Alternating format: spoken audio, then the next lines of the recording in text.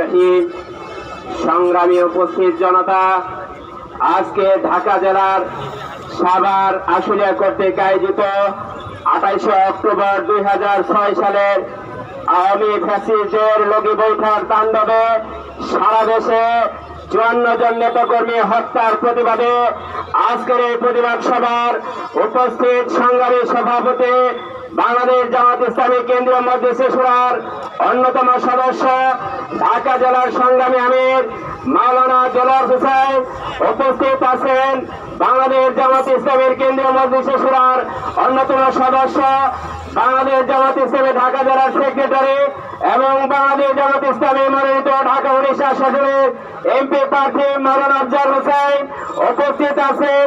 বাংলাদেশ জামাত ইসলামী কর্তৃক মনোনীত সাভার পৌরসভার মেয়র প্রার্থী জনাব হাসান মাহবুব মাস্টার উপস্থিত আছেন। জেলা নেতৃবৃন্দ উপস্থিত, সংগ্রামী তৌহিদি জনতা, আসসালামু আলাইকুম ওয়া রাহমাতুল্লাহ। তৌহিদি জনতা, আপনাদের নিশ্চয় মনে আছে 2006 সালে 28 অক্টোবর তৎকালীন প্রধানমন্ত্রী বেগম খালেদা জিয়া টিভি ভাষণ দেওয়ার শেষ করার সাথে সাথে সারা দেশে সেদিন আওয়ামী ফ্যাসিস্টের নেতৃত্বে 14 দলীয় জোট সারা দেশে তাণ্ডব সৃষ্টি করে লগি বৈঠা দিয়ে। সংগ্রামী তৌহিদি জনতা, সেই লগি বৈঠার তাণ্ডবে সারা দেশে 54 জন নেতাকর্মী নিহত হয়। তৌহিদি জনতা, সেই 28 অক্টোবর বাংলাদেশ জামাত ইসলামী বাইতুল মুকাররমের উত্তর গেটে এই 4 দলীয় জোট সরকারের 5 বছর সভার পূর্তি অনুষ্ঠানে পালন করতেছিল।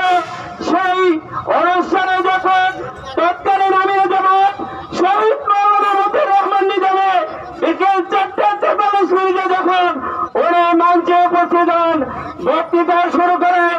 ওনার বক্তৃতা শুরু করার সাথে সাথে পাশের রেঞ্জ ভবনের ছাদ থেকে অস্ত্রধারী হায়না সন্ত্রাসীরা একের পর এক গুলি ছুটতে থাকে। তাদের গুলিতে আমাদের প্রিয় ভাই ছাত্র শিবিরের কর্মী মুজাহিদুল ইসলাম প্রাণ হারায়। তার সাথে সাথে প্রাণ হারায় জসীমউদ্দিন শিপন সহ 6 জন ভাই। প্রিয় নেতা কর্মী ভাইরা, প্রিয় সভারবাসী, এই আওয়ামী ফ্যাসিস্টদেরকে আমরা 24শে জুলাই বিদায় দিলে আবার নতুন করে ফ্যাসিস্ট গভর্নমেন্টের পায়তারা হচ্ছে।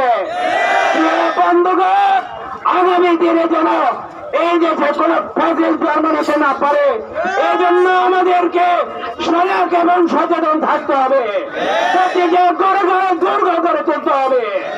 প্রিয় বন্ধুগণ, এই জন্য আসুন আগামী 26-এর নির্বাচনকে চ্যালেঞ্জ হিসেবে নিয়ে এই দেশের মানুষকে আমরা ইনশাল্লাহ সব দিক থেকে মুক্ত করে ছাড়বো। এই আহ্বান রেখে আমি আমার কথা শেষ করছি।